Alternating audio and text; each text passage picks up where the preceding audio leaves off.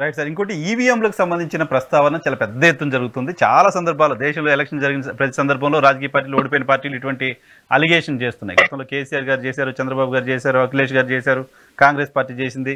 So ఇప్పుడు తాజాగా వైఎస్ఆర్ కాంగ్రెస్ పార్టీకి సంబంధించిన కొంతమంది నాయకులు ఈవీఎంలో ఏదో ట్యాంపరింగ్ చేస్తుంటారు లాంటి మాటలు మాట్లాడుతున్నారు. వాట్ ఈజ్ యువర్ అబ్జర్వేషన్ ఆంధ్రప్రదేశ్లో? ఆంధ్రప్రదేశ్ లో ఏంటంటే ఒక వాతావరణం ఉంది, ప్రభుత్వాన్ని మార్చాలి అన్నది ఇన్ జనరల్ ప్రజలు చర్చించుకున్న విషయం. కాబట్టి ఓటింగ్ పెద్ద సంఖ్యలో వేశారు. కానీ కొన్ని పోలింగ్ బూత్స్ లో కొంతమంది ఏమంటున్నారంటే ఈవెన్ మా బంధువులు వేసిన ఓట్లు కూడా మాకు పడలేదని. సో ఆ విధమైన సందర్భాలు కూడా కొన్ని వచ్చాయి.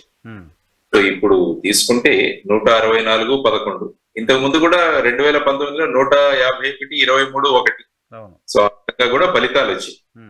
సో ఈవీఎం లో ముఖ్యంగా మనం చూసుకోవాల్సిన అంశం ఏంటంటే ఈవీఎం ఎప్పుడు కూడా ఇంటర్నెట్ కనెక్టెడ్ ఉండదు. ఒక సిస్టమ్ ని హ్యాక్ చేయాలంటే అది ఇంటర్నెట్ కనెక్టెడ్ అయితే దాంట్లోకి మనము వైరస్ ద్వారా ఏదో ఒక ప్రోగ్రామ్ ప్రవేశపెట్టి దానిలో ప్రభావాలు తీసుకురావచ్చు. సో అందుకనే నేను ఏమంటారంటే ఎలక్షన్ కమిషన్ వాళ్ళు ఈ కోడ్ ఏదైతే ఉంటుందో ఈవీఎం లో ఉన్న కోడ్ ను ఓపెన్ గా రిలీజ్ చేస్తే సరిపోతుంది. ఇటువంటి ఆలోచనలు వీటన్నిటి కూడా ఒక పరిసమాప్తి పెట్టడానికి. అంటే ఈవీఎం లో కోడ్ రాస్తారు. ఎందుకంటే ఈవీఎం లో ఎప్పుడు మొదలవుతుందంటే మన విత్డ్రావల్ అయిపోయిన తర్వాత ఆ తర్వాత ఏ పార్టీకి ఏ సీరియల్ నెంబర్ ఇవ్వాలి అని డిసైడ్ అవుతుంది. వేసిన తర్వాత దాన్ని ఈవీఎం మీద, అంటే కంట్రోల్ యూనిట్ కాదు, తర్వాత వివిప్యాట్ కాదు, ఇంకొక మనం యాక్చువల్ గా ఓటు వేస్తాం, అక్కడ అతికించి ఆ తర్వాత దాన్ని వివిప్యాట్ కి అనుసంధానం చేస్తారు. అది చేసేవాళ్ళు ఎవరంటే బిఈఎల్, భారత్ ఎలక్ట్రానిక్ లిమిటెడ్ నుంచి వచ్చిన ఎక్స్పర్ట్స్ చేస్తారు. అందువల్ల దాన్ని ఏ విధంగా చేస్తారు, దాని తర్వాత చిప్ లో ఏ విధమైన కోడ్ ఉంది అన్నది వాళ్ళు రిలీజ్ చేస్తే ఎక్స్పర్ట్స్ అంతా చూసి ఆ కోడ్ గురించి మాట్లాడగలరు.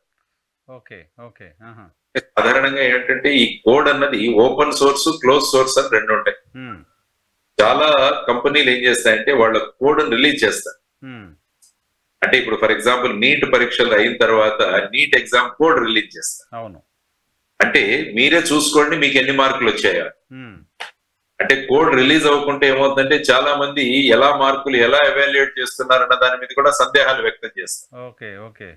కాబట్టి అదే విధంగా ఈవీఎం లో చిప్ కోడ్ ఏదైతే ఉందో ఓపెన్ గా డిక్లేర్ చేస్తే ఎలక్ట్రానిక్ ఎక్స్పర్ట్స్, ప్రోగ్రామింగ్ ఎక్స్పర్ట్స్ దాని గురించి కామెంట్స్ చేయగలరు. ప్రతి ఈవీఎం కి సంబంధించిన కోడ్ బయటకు వస్తే ఏ ఈవీఎం లో ఎన్ని ఓట్లు ఎవరికి వచ్చాయి ఈజీగా తెలిసిపోతుంది, డైరెక్ట్ తెలుసుకోవచ్చు. ఎవరికి కోడ్ ఎలా రాశారన్న దాన్ని బట్టి ఆ ఈవీఎంలు పనిచేస్తాయి కదా.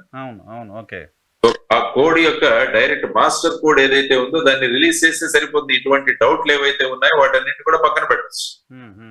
ఎందుకంటే ఎప్పుడైతే ఆలోచన వచ్చినప్పుడు ఆ అనుమానం వచ్చినప్పుడు ఆ అనుమానాన్ని నిరసన చేయడం అన్నది సంబంధిత అధికారుల యొక్క బాధ్యత.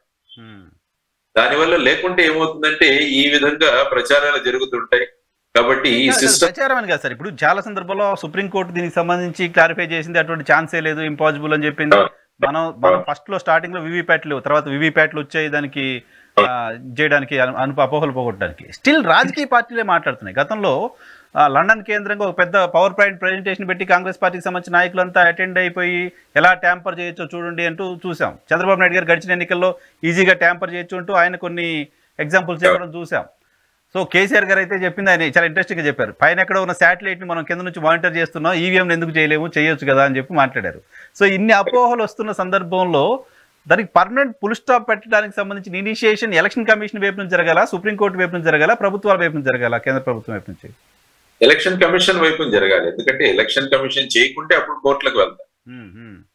అందువల్ల ఎలక్షన్ కమిషన్ కు ఈ విధమైన అనుమానాలు ప్రజలు వ్యక్తం చేస్తున్నారు అన్నప్పుడు నేను చెప్తున్నది ఏంటంటే కోడ్ రిలీజ్ చేస్తే సరిపోతుంది ఈజీగా.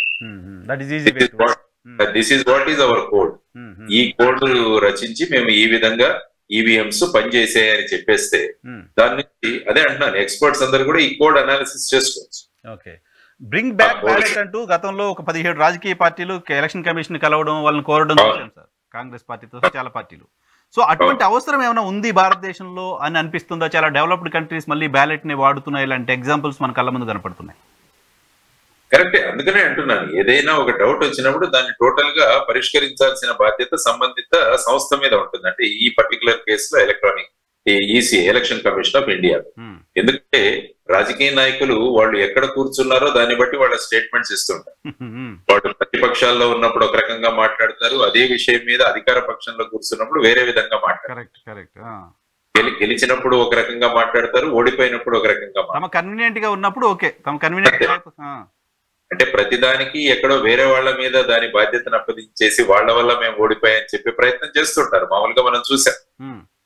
కాబట్టి కానీ దీనికి ఎక్కడో ఫుల్ స్టాప్ వెళ్ళారంటే నాకు వచ్చిన సలహా ఏంటంటే, ఎందుకంటే ఈవీఎస్ శర్మ గారు కూడా ఎక్కడో మాట్లాడారు ఒక చోట. అంటే ఈ సంస్థలో ఉన్న వాళ్ళు చాలా మంది ఒక పర్టికులర్ రాజకీయ పార్టీకి అఫిలియేటెడ్ గా ఉన్నారని కూడా వారు ఎక్కడో మాట్లాడారు. అవును, బెల్లో ఉన్న వాళ్ళంతా పార్టీకి ఒక ఐడియాలజీకి సంబంధించిన వాళ్ళు రిక్రూట్ చేశారు అక్కడ అనే చర్చ కూడా జరిగింది. అది కూడా చర్చ జరిగింది, వారు కూడా మాట్లాడినట్టు నేను ఏదో యూట్యూబ్ లో చూశాను. కరెక్ట్ సార్, అవును. ఎందుకంటే ఇలాంటి అనుమానాలు ఎప్పుడైతే వస్తుందో ఆ అనుమానాలకు పూర్తిగా ఫుల్ స్టాప్ పెట్టాలంటే ట్రాన్స్పరెన్సీ, పారదర్శకత అన్నది మాత్రమే సొల్యూషన్. కాబట్టి let them come out with their code వస్తే అది సులభతరంగా ఉంటుందన్నది నాకు సూచించిన ఒక సలహా.